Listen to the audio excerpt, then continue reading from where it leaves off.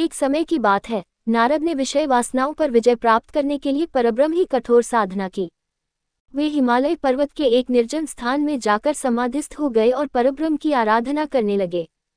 उनके इस प्रकार कठोर साधना करते देख देवराज इंद्र भयभीत हो गए।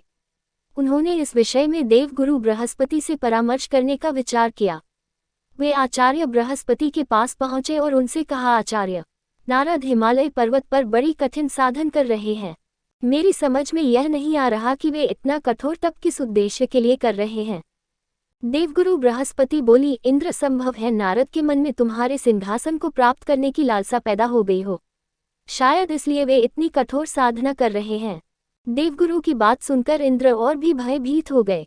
उन्होंने आचार्य बृहस्पति से पुनः पूछा, आचार्य, यदि ऐसा हुआ तो मेरे लिए यह बहुत दुखदायी बात होगी। मुझे परामर्श दीजिए कि ऐसी हालत में मैं क्या करूं।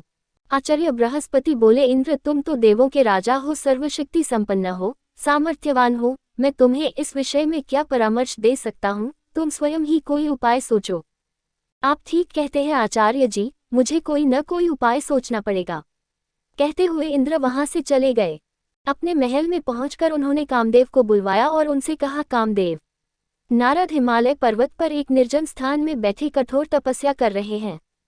मैं चाहता हूं कि तुम उनके पास जाओ और अपनी मायावी शक्ति द्वारा जैसे भी हो उनकी तपस्या भान कर दो।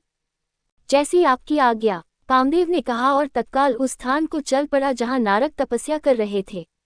वहां पहुंचकर कामदेव ने अपनी मायावी शक्ति का जाल बिछाया। उसके संकेत मात्र से उस बियाबान क्षेत्र में बाहर आ गई। भांति भांति के फूल खिल उठे, चारों ओर हरितिमा फैल गई। शीतल मंद सुगंधित वायु बहने लगी। कलियों पर भंवरे गुंजन करने लगे तथा भांति भांति के रंग बिरंगे पक्षी कलरव करने लगे। कुछ ही क्षण में स्वर्गलोक की एक अप्सरा प्रकट हुई और नारद का सामने मनोहारी नृत्य करने लगी। उसके घुंघरुओं की मधुर ध्वनि वातावरण में गूंजने लगी। लेकिन कामदेव का ये प्रयास व्यर्थ ही साबित हुआ। अप्सरा नृत्य करते करते थक गई, किंतु नारद का ध्यान नहीं टूटा। थक हार कर अप्सरा वापस लौट गई। तब पूरा होते ही नारद ने आंखें खोली। कामदेव ने सोचा, यदि नारद को बाद में ये पता लग गया कि मैंने उनकी तपस्या में विघ्न डालने की चेष्टा की है तो वह मुझे शाप दे देंगे। उचित यही है कि मैं स्वयं ही उन्हें सच्ची बात बता दूं। यही सोचकर उन्होंने नारद के समक्ष पहुंचकर उन्हें साष्टांग प्रणाम किया। नारद ने उन्हें आशीर्वाद देकर कहा, आओ कामदेव। कामदेव ने कहा, अपराध क्षमा हो देवर्षि, मैंने आपकी तपस्या भान करने का प्रयास किया था। नारद ने पूछा, पर क्यों, किसके आदेश से तुमने ऐसा किया? कामदेव बोले, देवर्षि, मुझ किचन में इतनी हिम्मत नहीं जो स्वयं ही आपको तप से डिगाने का कार्य करता। मुझे ऐसा करने को कहा गया था। नारद बोले, किसने ऐसा करने को कहा था कामदेव? देवराज इंद्र ने, उन्होंने ही मुझे यहाँ भेजा था।